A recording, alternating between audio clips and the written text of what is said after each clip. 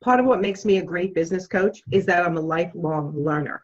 And I encourage all my clients to start listening to some podcasts, start reading some books. If you're not a reader because you fall asleep like me, one of the things you can do is download an app like Audible, right? So you listen to your books instead of trying to read them. And I actually listen to them on 1.5 speed. So that's really cool, because then a book does not take me as long to read.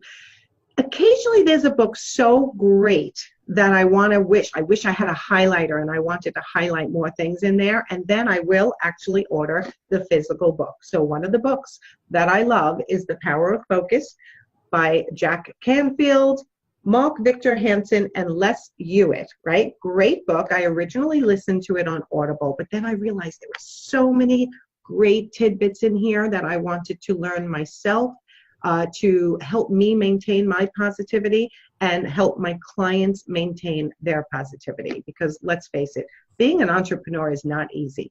Often we feel alone, especially as online entrepreneurs like myself and the other coaches that I coach.